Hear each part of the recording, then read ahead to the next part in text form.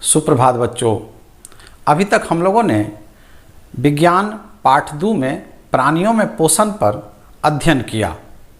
अब आइए देखते हैं कि हम लोगों ने जो अध्ययन किया हमें कितनी जानकारी मिली। तो आइए अभ्यास के प्रश्नों को हल करते हैं। पहले प्रश्न से आते हैं। पहला प्रश्न है, अमीबा अपने कूटपादों का उपयोग किस कार्य के लिए करता है? ऑप्शन है क, भोजन ग्रहण करने के लिए, ख, गति करने के लिए, ग, उपरोक्त दोनों, घ, कोई नहीं। तो हम लोगों ने पढ़ा अमीबा कूटपाद का उपयोग भोजन ग्रहण करने के लिए और गति करने के लिए करता है, यानी उपरोक्त दोनों सही होगा। दूसरे प्रश्न पे आते हैं। रसांकुर के कौन कौन से गुण भोजन के अवशोषण में मदद करता है? हम लोगों ने पढ़ा था हमारी छोटी आंत में रसांकुर, जिनको विलाई कहते हैं अंग्रेजी में, होते हैं।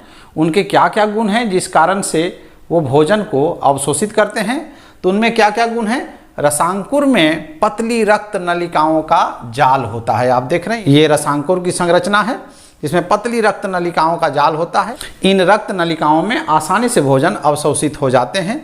रसांकुर की सतह पर छोटे छोटे छिद्र होते हैं जिनसे भोजन आसानी से जा सकता है। भोजन आसानी से, इनकी दीवारों में बहुत पतले पतले बहुत छोटे छोटे छिद्र होते हैं जिनसे भोजन आसानी से इनमें प्रवेश कर जाता है। रसांकुर अंगुली नुमा संरचना होती है जिससे अधिक पृष्ठ पर अवशोषण होता है। उंगली नुमा संरचना के कारण इनका पृष्ठ क्षेत्रफल बढ़ जाता है और भोजन अधिक अवशोषित होता है। अब आइए तीसरे प्रश्न पर। मानव की सबसे बड़ी ग्रंथि यकृत है। यहाँ खाली जगह भरना था। यकृत सबसे बड़ी ग्रंथि है, हम लोग पढ़ चुके हैं। छोटी आंत की भीतरी सतह पर उंगली नुमा संरचनाओं को रसांकुर कहते हैं। यहाँ खाली जगह है, रसांकुर यहाँ भरना है। अमीबा अपना भोजन खाद्य धानी में पचाता है, जिसको हम लोग फूड वैक्यूल भी कहते हैं, या इसको टेम्पोररी स्टोमक भी कहा जाता है। जीभ में स्वाद पहचानने के लिए स्वाद कलिकाएं होती हैं। जीभ से हम स्वाद लेते हैं भोजन का, और स्वाद लेने के लिए स्वाद कलिकाएं जीभ में होती हैं, जिसे हम लोग देख चुके हैं कि किन स्थानों पर खट्टा, नमकीन, मीठा, तीखा स्वाद मिलता है। अगले प्रश्न पर, अमीबा अपना भोजन किस अंग के द्वारा करता है? हम लोग पढ़ चुके हैं अमीबा अपना भोजन कूटपाद के द्वारा करता है। अब आते हैं अगले प्रश्न की ओर। मानव पाचन तंत्र के सभी अंगों का नाम लिखिए। एक और प्रश्न साथ में लिए हैं। मानव पाचन तंत्र का नामांकित चित्र बनाइए। नाम भी लिख लिए और चित्र भी बना लिए।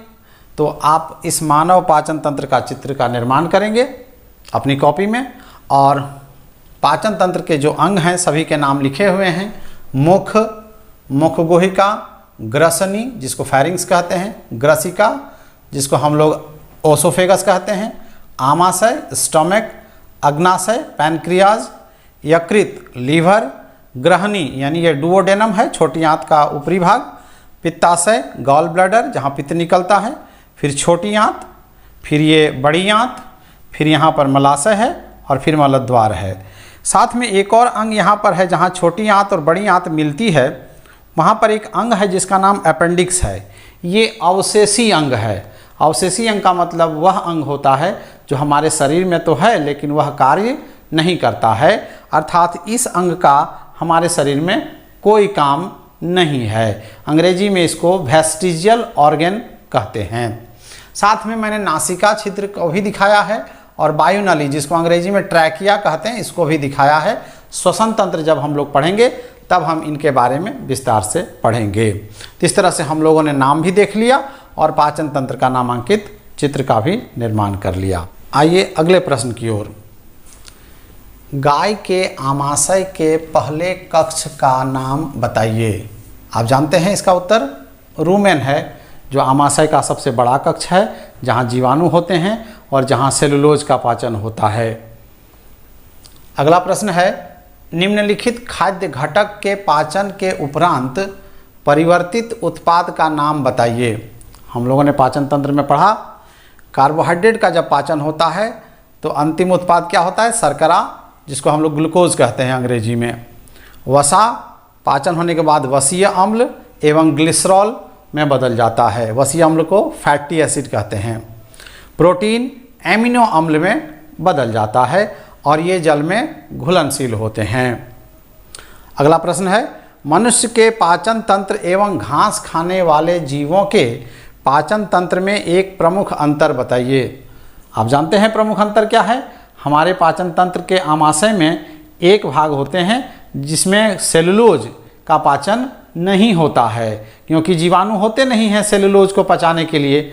जबकि घास खाने वाले जीवों के आमाशय के 4 भाग होते हैं, जिसमें सबसे बड़ा भाग का नाम रूमेन है। वहाँ जीवाणु बैक्टीरिया होते हैं जो सेलुलोज का पाचन कर देते हैं, इसीलिए वे घास खा लेते हैं। अगला प्रश्न, खंड अ एवं खंड ब को मिलाइए। खंड अ में कुछ अंगों के नाम लिखे हैं और उनके यहाँ कार्य लिखे हुए हैं खंड ब में। हमें मिलान करना है। लार ग्रंथि जानते ही हैं, लार रस स्रावित करना। यकृत पित्त रस का स्रवण होता है यहाँ पर। मलाशय में क्या होता है, जो भोजन पचता नहीं है वह भंडारण होता है उसका, और फिर मलद्वार द्वारा निष्कासित कर दिया जाता है। क्षुद्रांत छोटी आंत, भोजन का पाचन पूर्ण यहीं पर होता है। बृहदांत्र यानी बड़ी आंत, यहाँ जल का अवशोषण होता है। आमाशय में पाचन होता है लेकिन अम्ल का निर्मोचन यहीं पर होता है। इस तरह से इसका मिलान कर लेंगे आप। अगला प्रश्न है, मनुष्य के दांत के प्रकार एवं उनके कार्य लिखिए। हम लोगों ने पढ़ा था दांत 4 प्रकार के होते हैं, कृतंक, रदनक, अग्रचवर्णक एवं चवर्णक। कृतंक का क्या कार्य है, पकड़ना एवं काटना। रदनक चीरना एवं फाड़ना। अग्रचवर्णक चबाना एवं पीसना। चवर्णक चबाना एवं कुचलना। अगले प्रश्न की ओर आते हैं। अमीबा में पोषण को सचित्र बताइए। जब अमीबा में पोषण पढ़ रहे थे तब हम लोगों ने इसकी चर्चा की थी। अमीबा कुटपाद के द्वारा भोजन ग्रहण करता है, जिसको अंतर्ग्रहण कहते हैं। फिर भोजन खाद्य धानी में पहुंच जाता है। फिर पाचक रस द्वारा पाचन होता है खाद्य धानी में, और भोजन जल में घुलनशील हो जाता है। फिर भोजन का अवशोषण होता है।